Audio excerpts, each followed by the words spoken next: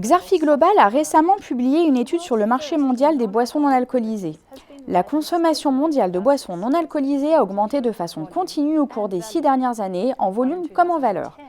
Alors qu'en 2010, la consommation mondiale s'élevait à 468 milliards de litres pour un chiffre d'affaires de plus de 1500 milliards d'euros, elle atteignait en 2015 plus de 555 milliards de litres et un chiffre d'affaires de près de 1800 milliards d'euros. La croissance solide du marché cache néanmoins de profondes mutations. En effet, la structure de la demande change rapidement, la part des boissons gazeuses ne cessant de reculer. En 2010, ces dernières représentaient 30% environ des ventes mondiales de boissons non alcoolisées, une part qui n'atteignait plus que 26% en 2015 et qui devrait continuer de diminuer dans les années à venir. Dans l'ensemble, cette baisse illustre l'évolution des préférences des consommateurs, en particulier dans les marchés occidentaux, mais aussi une réglementation plus stricte. Les préoccupations croissantes des consommateurs en matière de santé ont en effet fait basculer la demande des sodas vers des catégories de boissons considérées plus saines et fonctionnelles. S'ajoute à cela un durcissement des réglementations faisant écho aux problèmes de santé nationale.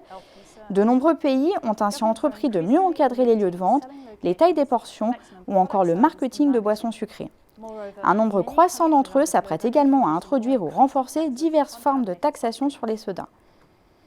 Cette évolution de la demande, conjuguée à d'autres facteurs, a évidemment pesé sur les résultats des fabricants de boissons non alcoolisées. La marge opérationnelle moyenne des leaders du secteur a ainsi reculé de 16% en 2011 à près de 14% en 2015, illustrant le ralentissement des ventes de soda qui génèrent de fortes marges, ainsi que des besoins d'investissement supplémentaires consacrés à l'ajustement des portefeuilles de produits. S'ajoute à cela l'impact du faible contexte économique mondial sur les dépenses de consommation, ainsi que la montée des marques propres dans la grande distribution, qui ont eux aussi pesé sur la demande et les prix.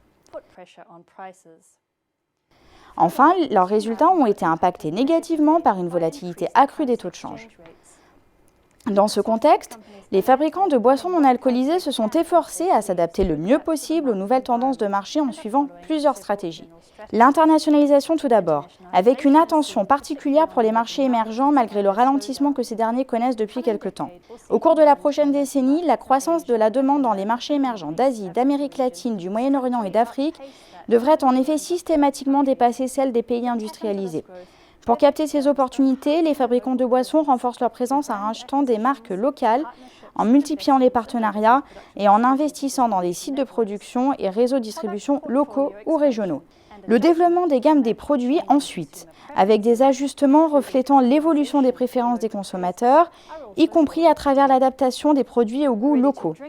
Les thés et cafés prêts à boire, les boissons fonctionnelles et les eaux minérales ou vitaminées sont les segments à plus forte croissance et sont donc au cœur des stratégies d'ajustement de portefeuille de produits des grands groupes, à la fois par le biais d'acquisition de marques spécialisées, de développement produits en interne ou encore de vastes campagnes de marketing et publicité pour soutenir la demande. Enfin, les leaders du secteur misent également sur les initiatives de maîtrise de coûts. Ainsi, le groupe Coca-Cola a décidé de se retirer des activités d'embouteillage et de distribution dans plusieurs de ses marchés clés en revendant ses activités à des partenaires locaux pour se concentrer plutôt sur son cœur de métier qui est la production de sirops et concentrés dont les marges sont plus élevées.